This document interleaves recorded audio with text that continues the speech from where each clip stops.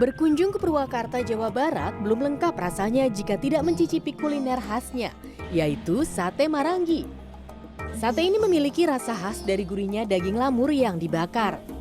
Bumbu sate Marangi pun cukup sederhana, yaitu gula merah dan garam, sedangkan penyajiannya cukup dengan kecap dan sambal tomat. Pembakaran sate dilakukan di atas panggang besi dan bahan bakar menggunakan arang. Untuk menambah nikmat dan wanginya sate, ketika proses pembakaran diberikan sedikit minyak goreng. Sate Marangi itu biasanya dagingnya itu dicampur sama tetelan atau kayak lemak gaji gitu. Jadi nggak full daging, jadi aromanya lebih enak aja, lebih gurih gitu. Di sate Marangi itu ada rasa yang khas gitu. Rasa gurih yang berasal dari si lemak itu, atau bisa disebutnya gaji. Kota Solo, Jawa Tengah juga memiliki kuliner sate khasnya sendiri, namanya sate buntel. Sate buntel berbeda dengan sate di Indonesia pada umumnya. Apabila sate lainnya menggunakan daging yang dipotong kecil, namun pada sate buntel ini menggunakan daging yang dicincang lembut, lalu dicampur dengan bumbu khusus. Adonan daging cincang itu kemudian dibungkus dengan lapisan lemak daging. Dan terakhir dibakar hingga matang dan lapisan lemak meleleh. Sate buntel ini harus disantap ketika masih panas, karena lemak yang membungkus daging belum mengkristal, sehingga memberikan sensasi yang khas saat menyantapnya. Yang udah umur karena dagingnya dicincang, digiling, empuk kan. Jadi orang tua bisa makan. Tapi dengan bertambahnya ini anak-anak muda juga suka, karena enak juga gitu. Kayak stik itu.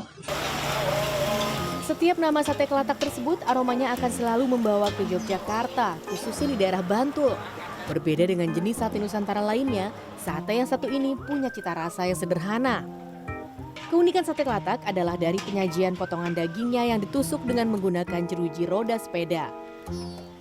Penggunaan jeruji sepeda ini bertujuan agar daging kambing matang merata hingga bagian dalam, karena jeruji besi menjadi penghantar panas yang baik.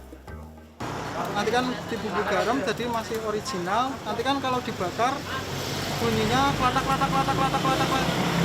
Dari bunyi tersebut namun dibuat namanya sate kelatak. Gitu. Sate bukan hanya melintas batas wilayah Nusantara, tetapi juga melintas zaman hingga era nenek moyang orang Indonesia. Sumartoyo, seorang pengelola rumah makan di Yogyakarta yang sering melakukan pelatihan dan penelitian kuliner tradisional, mengatakan bahwa sate sudah diabadikan pada relief candi. Salah satu hal yang membuat sate dekat dengan budaya Nusantara adalah proses memasaknya yang mudah dan sederhana. Makanan sate itu, kalau kita lihat proses makanannya adalah justru sudah ada sejak nenek moyang kita di era Kerajaan Medang atau Mataram kuno. Ya, ini bisa kita dijumpai di beberapa prasasti di Candi Borobudur, Candi Prambanan, Pelawasan dan sebagainya di sekitar Jawa Tengah itu. Di relief-relief itu hidangan-hidangan itu dimasak dengan cara di atas bara api, dibakar.